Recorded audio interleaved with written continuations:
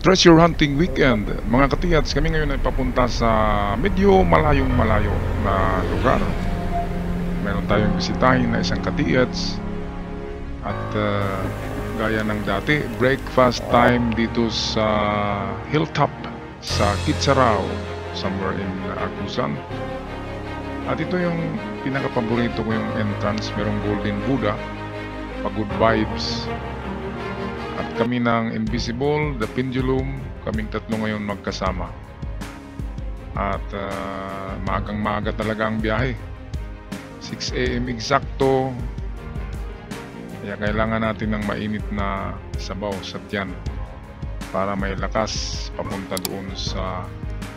Wala pa kami sa kalahati sa ruta. Nasa 1/4 pa yata or 1/8 na distansya.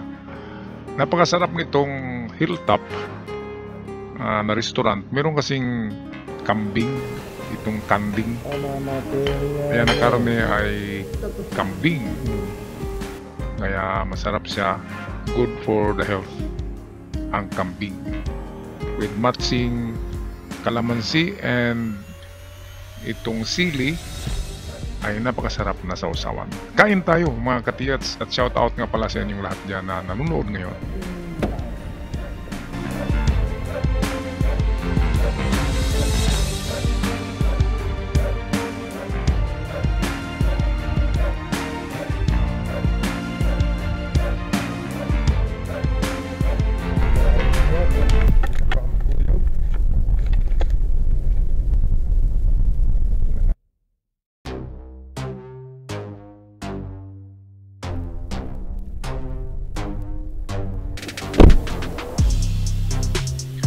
Alright, at 5 oras ng biyahe namin.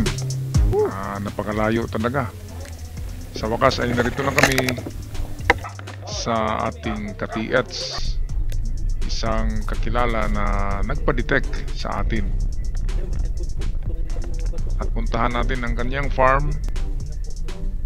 At meron siyang ipapakita doon ng mga signs na magaganda. Of course, nasa creek ang site na ito. At one element and a very good element na pasok para i-treasure hunt nyo ang area ay meron talaga itong creek na hindi nawawalan ng tubig. Yan ang isang tip diyan. Ang mga treasures ay palaging malapit sa creek kasi yan ang isa sa kanilang marker. Pangalawa, mga puno, at kung mawala ang puno ay mayroong pang naiwang malaking bato na mayroong marka. Tatlo lahat yan. Creek, puno, at bato. Yan ang mga elementos sa site.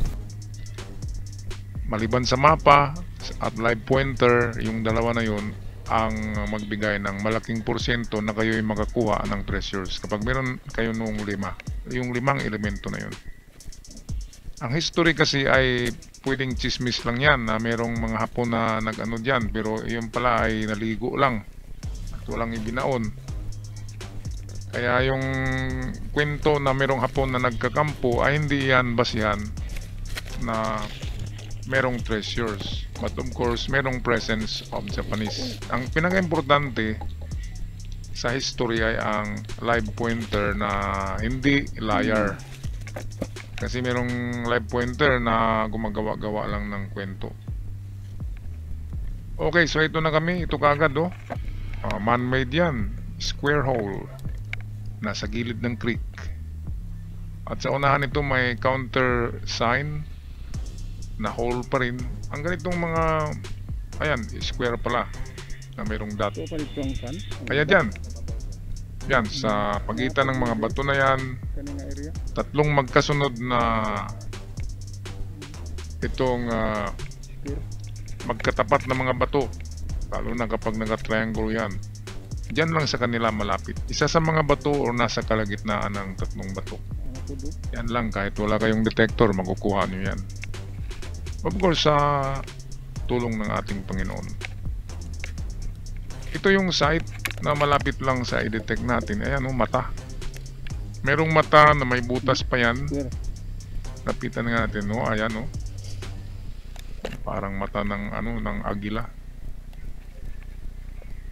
Nakatingin siya pababa, kaya pwedeng malapit sa kanya. At sa itaas nito, ayan, meron na namang counter sign. Ayan, yun ang parang house of kin, the house of gold. Meron talaga dito, ito na click. Meron dito. Pero sa kabila kami mag-scan. Meron kasing ano doon. Yun ang lupain itong kasama natin. Pero ito, sigurado ako meron dyan. Kaya nga lang hindi yan ang sadya namin, kaya napadaan lang tayo. Ayan o, yung tatlong butas na yan, ayan o, man-made talaga yan. No shadow of doubt. Naka-triangulo pala yung mata, butas, at yan. Kaya dyan lang sa triangulation ng tatlong batong malaki na yan. Kung sino man ang may-ari nito, dyan kayo mag-operate sa gitna ng tatlong bato. Okay, payback time natin ngayon. Ito na yung matagal ko na hinihintay, courtesy of a good sponsor, ang ating LB16 from Asuba Proton Elic. At gusto nyong bumili nito, ito yung pinaka the best kasi portable siya, madadala mo, hindi katulad ng yung coil, yung naka-coil na ano niya, pang-detect niya ay mabigat. Dagan dito, opat ka po. At hindi mo basta-basta mabigat talaga yun. Pero itong Proton Elic, meron kasing belt siya sa balikat mo, kaya mong dadalhin. At kung gusto niyong bumili ng mga katulad nito, contact Roniel Bourbon sa Bourbon Electronica. Dito ko nakuha itong Proton Elic na dala-dala ko sa kanila. Kaya ito, garantisado na legit talaga. At darating sa inyong doorstep. Kahit hindi kayo pupunta ng Cavite, pwedeng idurdur. Pero kung ganyan kalaki na halaga, 800,000 kasi ang LB16, ay puntahan nyo na doon sa Cavite, kunin nyo. Meron naman tayo dito sa Mindanao dealer niyan. Ay, ito yung sucker deposit, malalim yan, recovered na yan, sigurado. Yan ang itinuro nung linya sa itaas na malaking bato. Meron siyang arrow downward.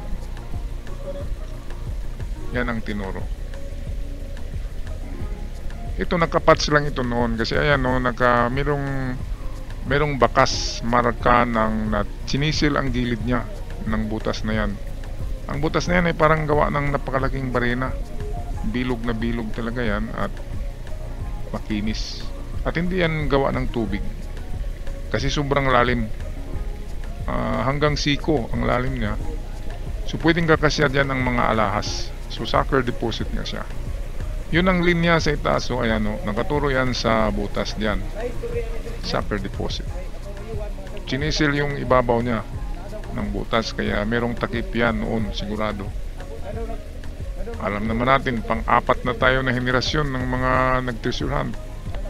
From 60s, 70s, 80s, 90s, pang-lima na pala. Pang-lima na tayo, kaya yung sa atin ay medyo hindi na natin makukuha ang mga sucker deposit, giveaways. Ang mga yan kasi ay nakukuha na yan ng mga naunang treasure hunter. Ang naiwan na lang sa atin ay mga medium deposit at bunker at big deposit. Kaya pahirapan na sa ating panahon ang paghukay niyan, mga malalim na. Pero meron pa rin at least 5% na naiiwang mga sucker deposit at giveaways na natatago pa rin sa mga liblib na bundok, liblib na kagubatan na hindi pa natatahak ng mga treasure hunters. Pero kana nga gamit payback time, LB16. Ito na yung dream ko. Wala pa ini sugod ang dream mo inani.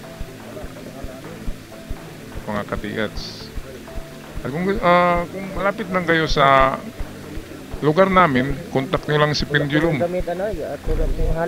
para mabisitahan nyo kami. All you need is our mobilization fee lang lang. Hindi naman kami nagpapabayad. Dagana. Pero yung mobilization, yung 48. gasolina, yung renta namin sa... Meron pa kaming driver. Pa-scan na na. Of course, sa magpa-scan na yun. Of course, meron din tayong hinihingi na share konti. Ayan. 48 daw sa iba ang pag-scan eh. 30 to 40,000 ang hingi ng mga nag-i-scan ng tulad ng ganyan. Sa atin ay mobilization fee lamang, pero kailangan natin tingnan ang inyong mga signs bago tayo pupunta sa inyong lugar kung mga legit ba yan. Hindi tayo nag-detect ng kwento lang na mayroong mga hapon, hindi yan ang basihan. Ang basihan ay marka sa bato, kung legit ba, at mapa. At kapag mayroong kayong mapa, yan ang pinakamaganda. Dahil 90% na makukuha ang item kapag mayroong kayong tinatagong mapa na akma sa inyong lugar. Kasi ang mga mapa ay generic. Pwedeng sa Luzon yan, pwedeng sa Mindanao, pwedeng sa Visayas. Pero meron talagang mapa na may pangalan ng lugar, yung lugar na old name. Halimbawa, yung lugar na Ubas, ganyan. Pero sa ngayon, hindi na Ubas. Bayabas na. Yun ang mahirap. Pero sa mga eksperto niyan, sa mapa, ay malalaman mo kung akma yung mapa sa lugar. Okay, umpisahan na natin ang pag-scan ito. Ako meron akong ideya kung saan ang item dyan. Dahil doon sa napakataas na arrow sa itaas na nagturo dyan sa butas ng sucker deposit, at ang sucker deposit ay nandyan lang 4 meters. Kaya sa lugar na ito, dyan lang mismo sa ating manual analysis. Kaya hindi na tayo lalayo, dyan lang tayo mag-scan. Kasi nandiyan lang yan. Hindi lalayo yan. Nasa 5 to 9 meters galing doon sa yung butas ng sucker deposit. Ang tinuturo ko diyan banda.